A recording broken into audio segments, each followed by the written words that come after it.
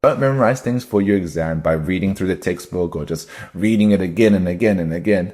That's not going to do anything. The way that you do it is by being present, but also through active recall. My name is Richard and I graduated high school 1 year early with these results in my A-levels. I help students get their dream A-level results and with half the stress and half the effort that I used. So, if you want to memorize something for your exams, you have to be able to commit it to your memory first. Firstly, actually have to commit it to memory. So actually learn it and, take some of it in. But also you need to be able to strengthen that memory, right? Be able to recall it from your brain, right? You shouldn't be reading through the textbooks because that does nothing to you. Goes in one side and goes out the other side, right? You're not actively processing it. That's a very passive style of learning, right? That's a very passive recall, right? Just reading it over and over again. It will work if you do it 100 times, but that's not efficient and it's very boring and nobody wants to do that, right? Let's be real. Nobody wants to do it. The way that I've been able to improve memorization and all that kind of stuff without having to study hours and hours and hours and hours, right?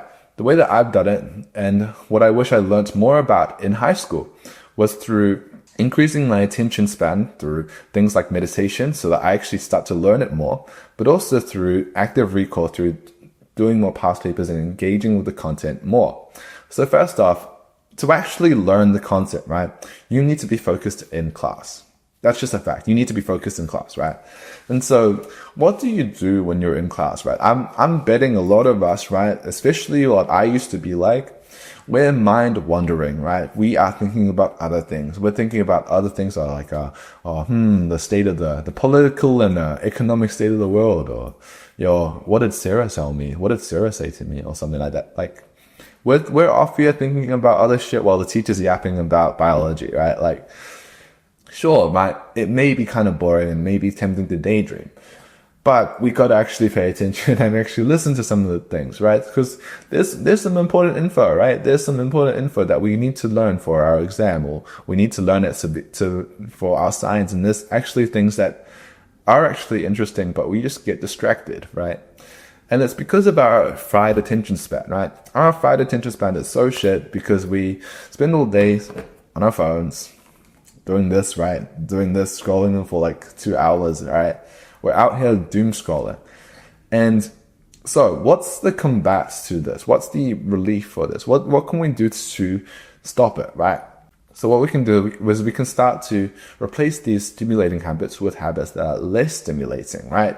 For example, instead of watching Netflix, you could start reading more books. You could start to replace it with going outside more, right? Instead of playing video games in your little crusty little room, go outside and play basketball with your friends. Go outside and, ride your bike around the neighborhood or something like that. I don't know, something like that. Whatever people do nowadays. Just go outside, right? Just go outside and do things that are less stimulating that you have, so that you spend less time on your phone. If you're less stimulated overall, your attention span will be longer, right? And so you'll be able to focus on more boring things, right? You spend so much time frying your attention span, watching all this stupid bullshit, watching TikTok or Mr. Beast shorts or something like that, right? That is going to make your attention span so bad, right?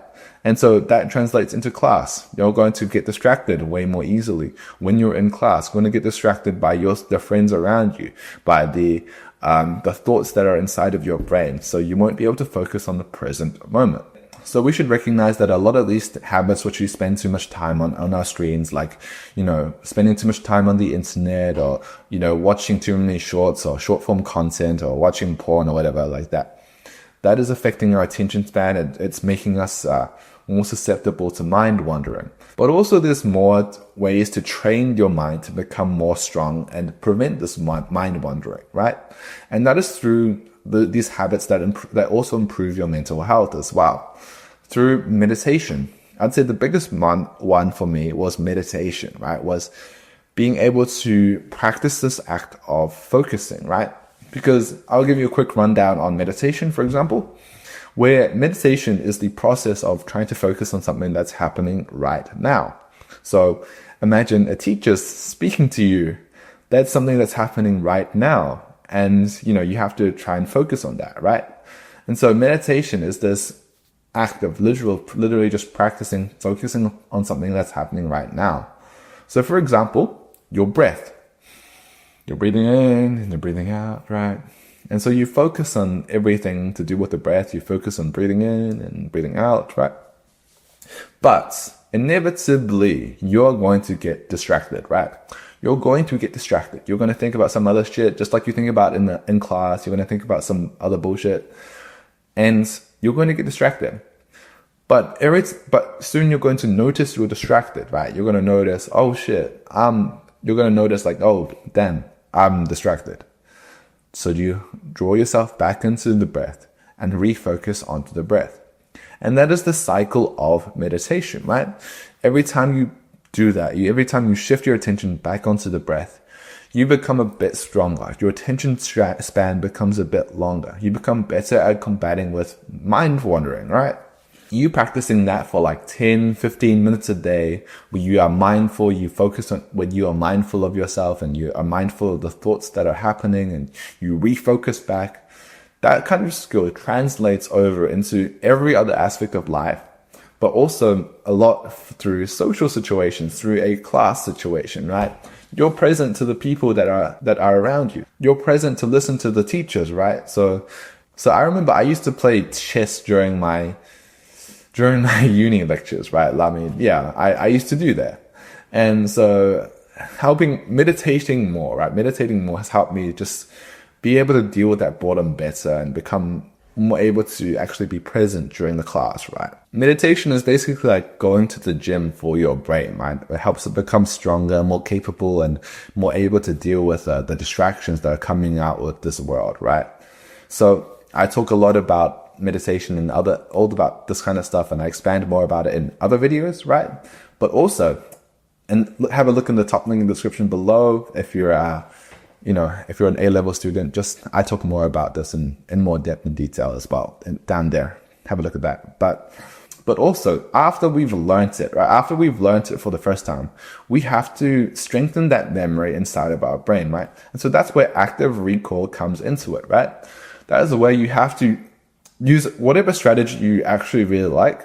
Things like doing past papers, mind maps, flashcards, right? Do things that will, having some questions that will help you draw that memory outside of your brain, right? This concept, this idea, right? That reading your textbook and passive learning is kind of useless and it's a bit of a waste of time, right?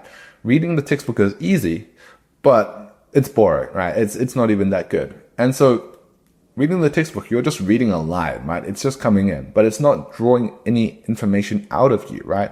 And so every time you draw some information out of you, right, you basically strengthen that connection, that neuron, so that you're more able to draw out that connection in the future, right? So every time you bring out a memory, it becomes stronger and more vivid, right? Like a way that this could work for like a physics or maths kind of topic, right, is basically you doing the past questions, right? You doing a bunch of questions, right? And really a lot of what maths is just being able to recognize these patterns, right? Being able to recognize that there's these concepts, right? And so you have this concept that's inside of your brain, right? So you think like, oh, log x is equal to something like this, right? And so you see a log question and you think like, oh, I could use it in this way, I could do it in this way. And that helps bring up some memories, right? And also, doing more of these questions, which are usually quite similar, will mean that it'll be very easy for you to do a similar question in the future, right? Because, exams can only be so different, especially if it's from the same syllabus, like A-levels, for example. You're doing like a A-level maths paper from 2011. It's not that different from 2021, right? But most learning involves actively recalling information inside of your brain. So you need to strengthen that neuron, and you just need to find a way to question yourself. One way that I've done it is that you even create some questions for yourself, right? Or you just collect a bunch of past papers and past questions that you can just look at, right? You can just look at, you just answer inside of your brain. Oh yeah, what is momentum? Mass times velocity. What is kinetic energy? It's just reading that question, and that answer just brings it up and reinforces that concept, right? But flashcards involving past questions or past theory questions, it can be really good. They can definitely be very good. And obviously a lot of this stuff is just practice, right? Just doing the past papers and doing the practice is really good. And that is the most important part. Like, it sounds logical and it's obvious, right? But, doing the past papers is the most effective, and you shouldn't spend so much time just reading the textbook, right? Focusing on active learning. So those are the two things which have helped me the most improve, like, my ability to memorize things, right?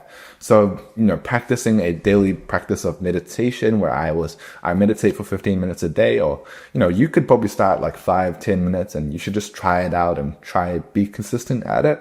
But also to change my method of study to always focusing on doing past papers or doing past questions, and focusing on active recall so that it digs out of your memory so that you can strengthen those connections, right? That's true learning, not just memorization, right? And actually trying to, learn the concepts as well, right? Learn a real life example, or learn it within real life, so that it's not just like so much just a memorization game, so that you actually understand it more on a deeper level as well, right? So thanks for watching. And if you're an A-level or IGCSE student and, you have a bit of a struggle and you want to learn more about studying methods and that kind of stuff, go have a look at the top link in the description below, just if you're interested. But thanks for watching. See you later. Bye-bye.